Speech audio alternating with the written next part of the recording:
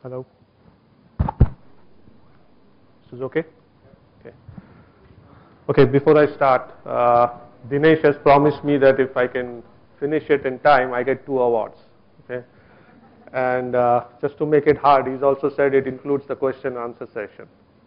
So you guys need to help me to make sure that I get 2 awards.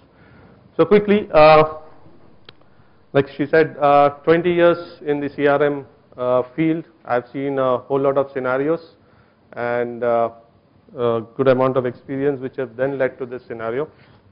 The model that I'm going to talk about, this is not a PPT. Okay, so when a software guy comes on stage, and they always talk about PPTs. Okay, PPT is nothing that Microsoft built. Okay, this is basically standing for people, process, and technology. So I'm not here to talk about people, about process, or about technology. I know we're talking about integrated marketing. These 3 play a role, but I'm going slightly more about this. I'm talking about the strategy aspect of it. Okay, so I'm going to define what strategy means. Before that, like I said, 20 years in the CRM field. Let me highlight something. So why do you want to communicate with your customer? Okay, why are you running a particular campaign? This is what I normally ask people, normally ask my customers. Typical responses: I want to do cross-sell, I want to retain customers, okay? I want to promote them a new credit card, I want to give them a frequent flyer program, something like that. The KRAs, very siloed, okay? Neha earlier very pointed out to the SEOs, but that's not just the SEO, that's every function. It's always an individual KRA that's been targeted. Okay, I'm going to get my bonus if I increase my basket size. That's why I am doing the campaign. Okay. Now that's what the scenario we are. We need to move slightly higher. So how are 2 campaigns related to each other? If one campaign is supposed to increase your basket size, the other is supposed to put you up the value chain, how do they relate to each other? The most common relation is one would generally limit the other. Like we say, whenever we say, so which campaign takes precedence? There are 2 reasons. Okay, either the product manager has a bigger budget for the marketing, or he's a boxing champion. Okay, in either case, that's the guy who wins the first set of customers, and then the other campaigns are left with the leftovers. That's how people work today. And then you find people coming on stage and talking about, oh, you know what, I run 500 campaigns. The next speaker comes on board, I ran 1,000 last month. The third speaker comes, I run 3,000 every day. Kya bolta hai? Okay, that's the kind of scenario that we have. Now the question is, why is all this activity happening? And that's what I'm going to talk about. Then that vision is today missing. I might be making a very arrogant statement or a rude statement when I say I have not yet found a single guy who comes and tells me why he's running a campaign from a strategy perspective. Okay. So what do I mean by that? I have come up with this concept called customer life stage. I'm just going to introduce this concept here. There's a lot of analytics that goes behind this, so I'm not getting into that here. Okay, I could probably talk for 3 weeks on the analytics behind these building this model, but right now it's more an introduction, more an approach. So to use the definition of strategy, I will use probably the first book that was published on strategy by Kenichi Omar sometime in 1975. Okay, that was even before I was born. Actually, that's a lie. Okay, I'm not that young. So I was probably 3 years old, maybe learning the spelling of cat when this was launched. Okay, so he's talking about 3 dimensions to strategy, and we will stick with this. We will not debate on what is strategy. We'll stick with what the first book published or first bestseller published on strategy talks about. It needs to have customer dimension, corporation, competitors. We'll come back to this at the end of the slide. So how do I define the state? First, we need to define the customer state. Okay, there are certain dimensions. So I'll just highlight a few of them. Okay, there's a human life stage. Everybody knows about this. Okay, Solomon Grundy, born on Monday, born on Sunday, whatever, Christian on Monday, kind of thing. Okay, eventually died on a Saturday, something like that. So a customer goes through each of these stages. Requirements are different. Again, everybody knows that. There are different problems, different challenges, and that's how you need to position. Comes the next dimension, okay, which is, Move. Yeah.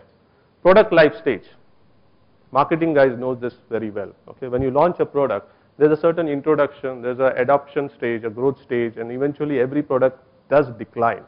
Otherwise, we wouldn't have variations. Okay, and Coca-Cola wouldn't have a marketing department if products don't decline. But that's what it is.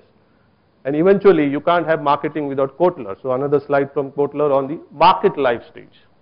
Okay, so life stage could be whether it's an innovation stage, whether people are part of the innovator profile who's coming to your product, or are they the ones who are basically the late majority, which is where you intend to be eventually. Okay. The state is defined by all these dimensions, and there are many more dimensions. Okay, I'm not getting into that because I want my second award. Okay, so there's product holding. How many products have the customers bought at what sequence? The value that is given to the company, the decision cycle of that purchase, okay, the customer vintage, calendar. We could even identify a couple of more if we brainstorm together. Okay. That's what it looks like. Now this is something that I'm doing a pilot with a couple of my business colleagues, I would call them, or business partners. Okay. So there is product holding on one dimension, the value that the company has got from the customer on the other dimension, and the vintage of the customer on books as the third dimension. Okay. I have looked at 5 values in one, 4 in the other, 4 in the other. Quick multiplication says about 80 cells, 80 possible customer states that a customer can be in. Okay. This is where we come to. Now I have kept it 3-dimensional because it's easy to show, and somehow I couldn't learn creating a 4-dimensional diagram on the PPT. So 3-dimension we'll talk about. Remember one thing, those are the savings account, the term deposits. There's one thing in red called loans. It's not necessary that every product is important to the customer.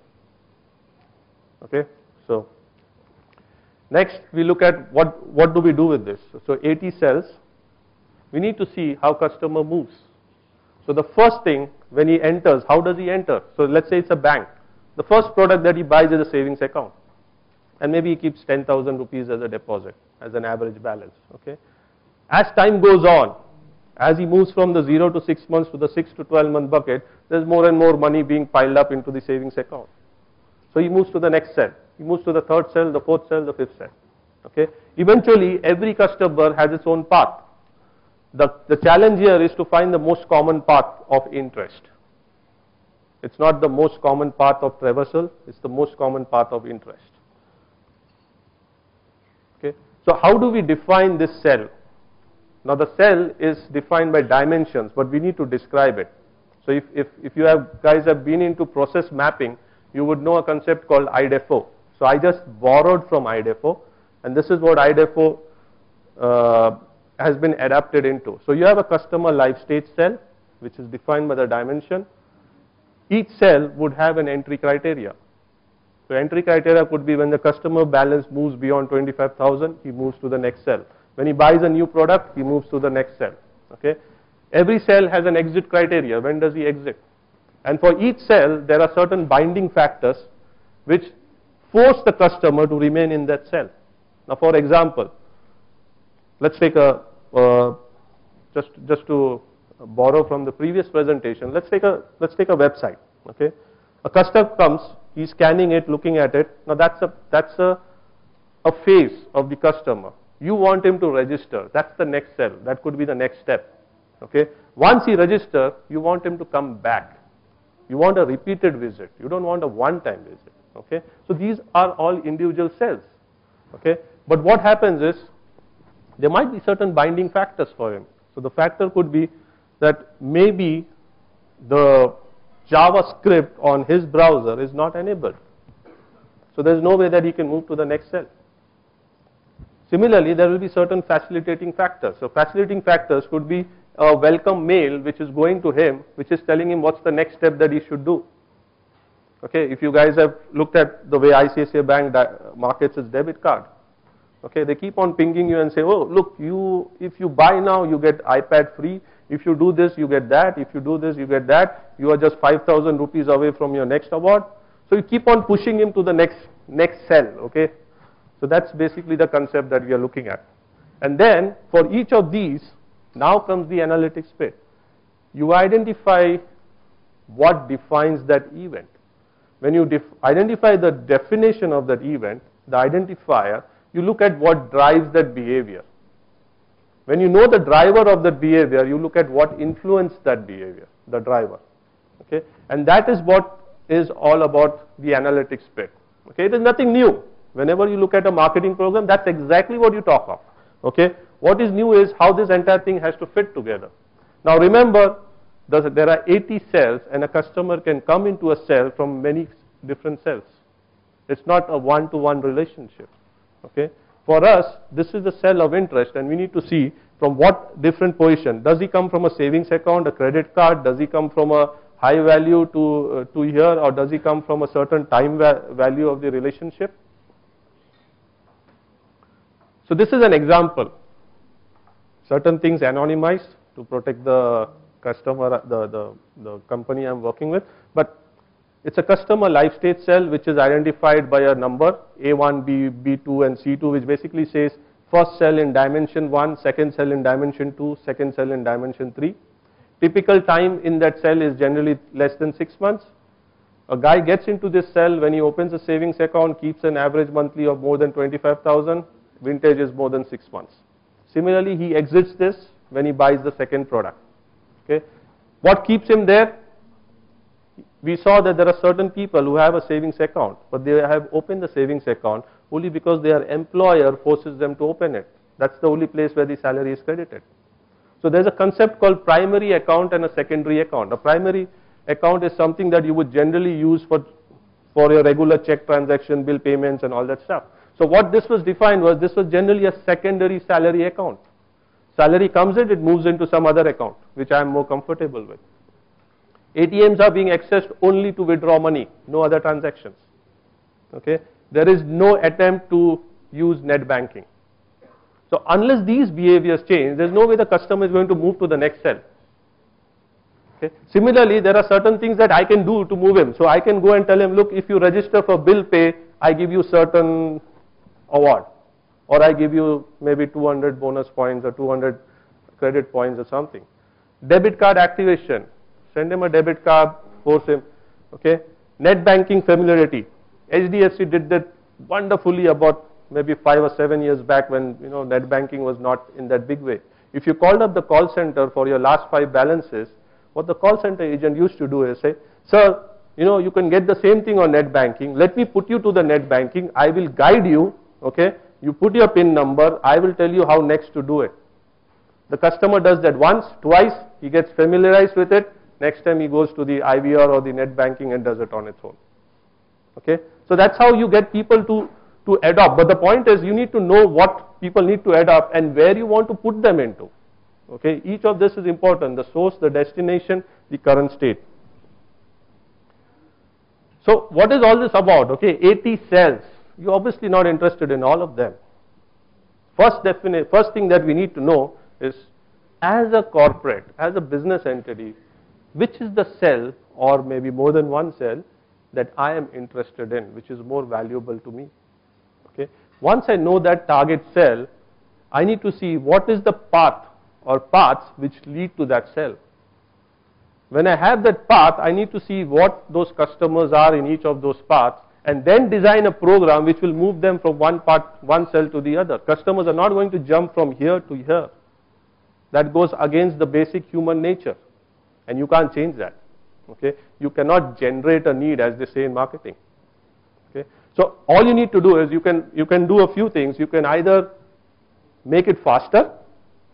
Okay? You can put them on a shorter path. So if you know he's going to take typically 5 cells to reach this target, you put them on a path which is going to get there in 3 cells. Anybody know web analytics? That's what it's all about, right? You know a customer has to get to the order basket. He takes 7 clicks. How do I make it in 4? Same concept applied now on a strategic level.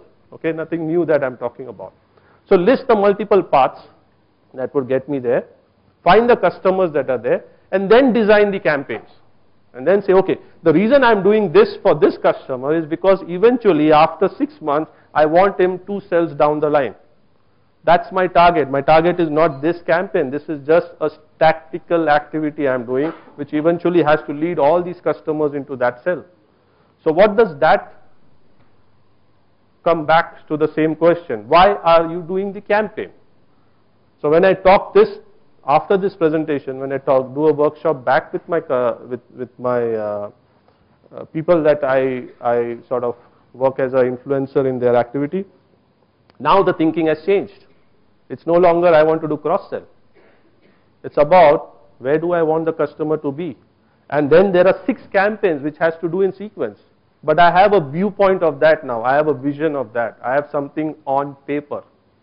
Okay? It is not a blue sky stuff that I'm doing.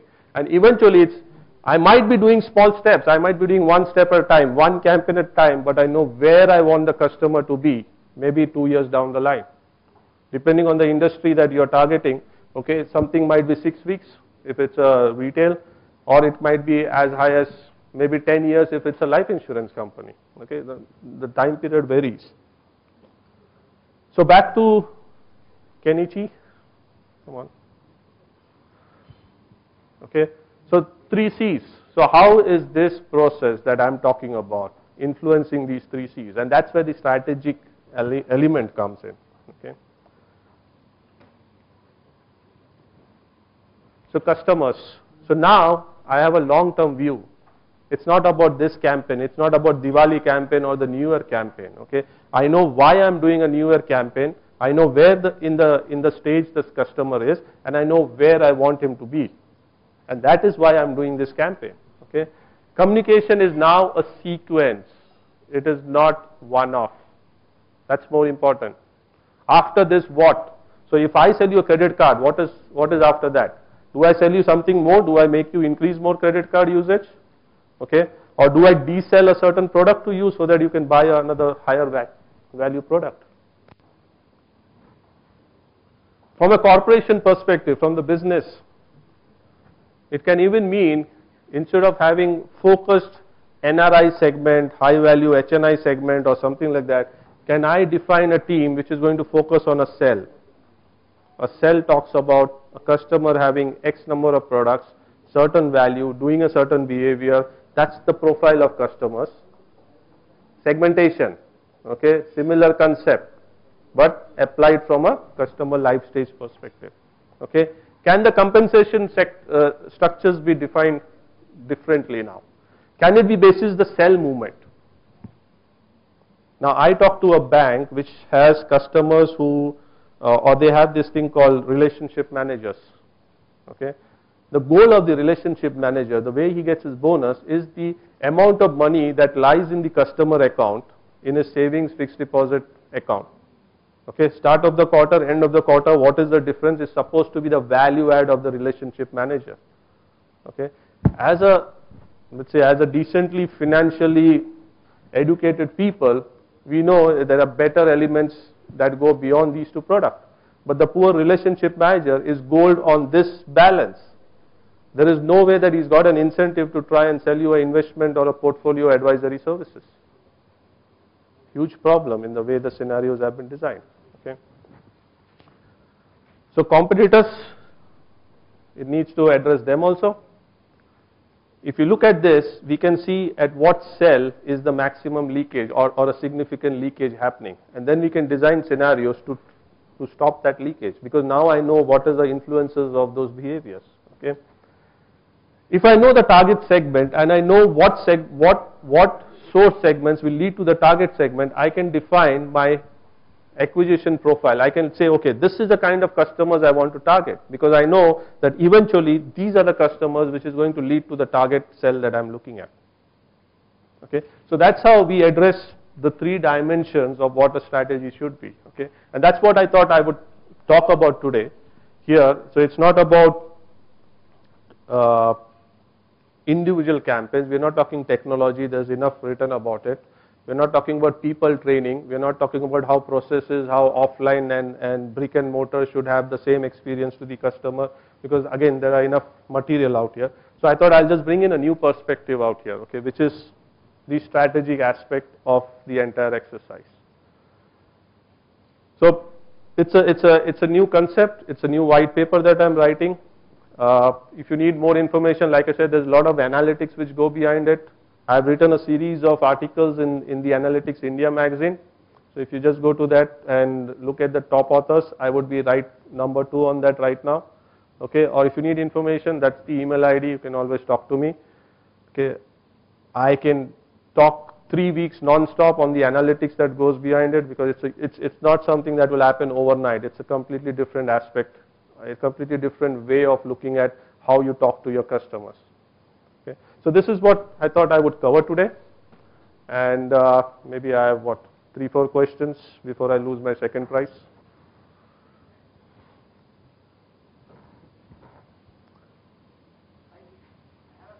Yeah.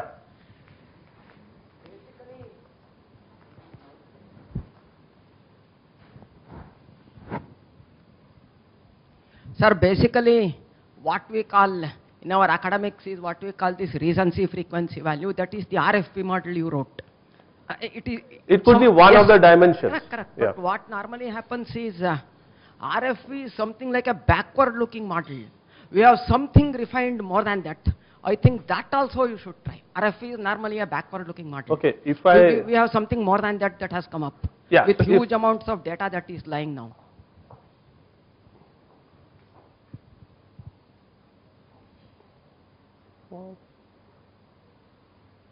Okay, if you look at this bit here, it's 3 bullet points in fine print, but it involves a lot of analytics. It's got a lot of predictive and forecasting concepts built into it, because you cannot find influencing activity unless you run a causal analysis on the behavior, because there are so many variables that might influence. Okay, so that's what I said. There's a lot of analytics activity that goes beyond it. Behind this one slide, that it's a easy slide, that it's basically the PowerPoint makes it sounds very easy, but this is where people generally fail, because it requires a lot of data, requires a lot of analytics, and more importantly, it requires a lot of acceptance of things which may not be very obvious. And that's, if you ask me, in my experience, that's generally the biggest obstacle I face, because marketing people generally come with a biased, I call it bias because from a analyst perspective, that's how I look at it. They come with a biased viewpoint of what works. And when you come and tell them, okay, look, this is what data says, and then it's very difficult for them to accept that. So that open mind has to be, that unlearning and relearning. When you use analytics, okay, that's the danger. Like we say, when you open yourself to internet, you're also opening yourself to hackers. The moment you have a server on the internet, please be very careful that there's going to be the other form of website traffic that's going to come in. So that's basically what we are saying. To answer your question, yes, RFM to me is just another dimension. Okay, the basket size, the kind of basket he's doing, the value that he's giving to you, the stores that he's visiting, is he going to the same store, is he going to multiple stores, the kind of category of stores he's going to, how that is changing over time. These are certain dimensions when I talk to a retail customer. Okay, and again, it's nothing new. What I'm doing is I'm just bundling different activities so that they eventually, look like a jack in the box kind of thing. Okay, so everything suddenly seems to work together. But people are doing this, but they're doing it in siloed manner. I'm just trying to put a wrapper around it. Okay, and when I put the word strategic, I know that a lot of CXOs generally get interested. So that's my marketing label to for people to listen to my presentation.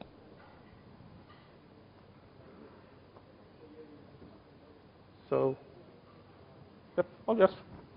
Any more questions from the audience? All right, yeah, there's one more. All right, yes. Yeah, in context of the established brand, like say Toyota Innova, or a brand like Times of India, or Swift automobile, I'm just giving you random examples. How do this model will fit into it? Because I foresee for a upcoming new brand or the brand which is struggling, may be applicable for them. But would you highlight something on this? Okay, it's more question of what dimensions define that customer. Okay, so Maruti is my customer as part of my professional, whatever, salaried life that I live. got nothing to do with this model, but the way Maruti looks at his customer is they got a lifetime of replacement. Okay, and then everything is designed around it. So earlier, I can say these figures because he's also been public on it. The CMO of Maruti. Okay, so he said earlier it used to be 9 years, then it dropped to 7, and today the replacement cycle is 4.5. Okay, which is very different from the earlier generation when cars used to just run and run for, I don't know, maybe even when the tires wear out, it was still running. Okay, so a lot of things have changed. So to answer your question, it's not, the first thing is what are those dimensions which define that customer.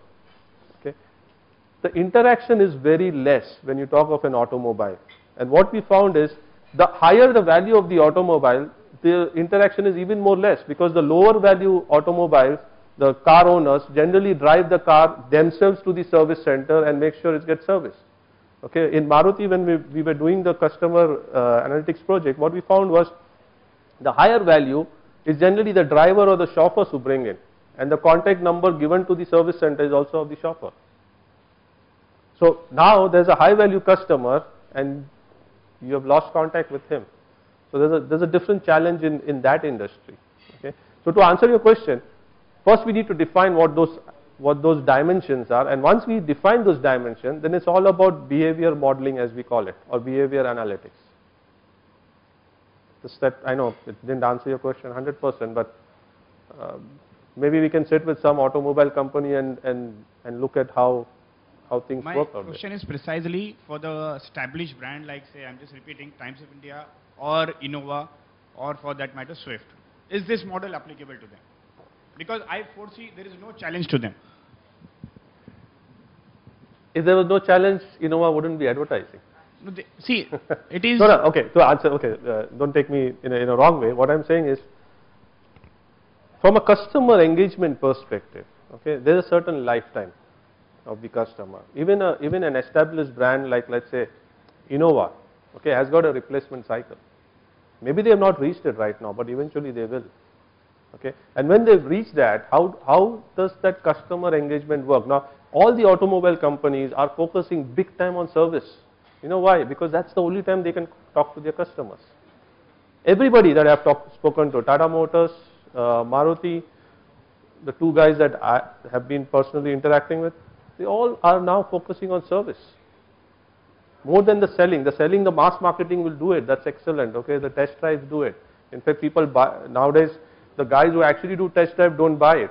Okay, they do it because it's a free ride. And if the companies give a free ride from office to home, almost the entire population would be doing test drives. But the point is, service is being focused on, because what they're trying to see is how is the customer experience, where are they driving the cars. There's no information right now, and it's not a quantitative information, it's a qualitative, which brings us into the domain of text mining. So we'll keep that aside, but how are they driving the cars? How are they using it? Okay, are they using it only for office travel? What do they do on weekend? These are the kind of information they're trying to gather. Okay, and eventually what we need to do is we need to define these cells. So is the customer 3 years back and the same customer with the same product, the same serial number of the product today, is he the same, or has there been a change in the maturity? The very fact that the human life cycle has changed itself might mean something else, even for Times of India. Okay, a guy in college, or forget the college, let's look at the time. Okay, there used to be the paper version, then there came the online version, and now there's the Kindle version. Same Times of India, established brand. Okay, same customer. Let's take my case. Okay, same customer. 10 years back, Times of India was a paper to me, a physical paper. Today I read it on my Kindle. Same Times of India, same articles, same loyalty to the brand, different channel, different mode of access. So things change. Now because it's a Kindle, what do?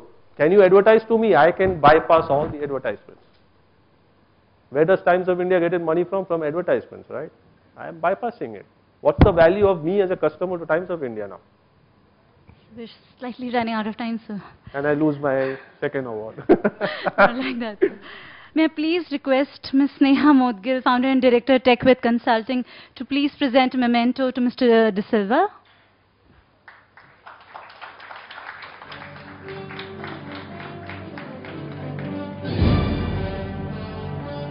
Well, that was engagement. Please put your hands together for Mr. Dsilva.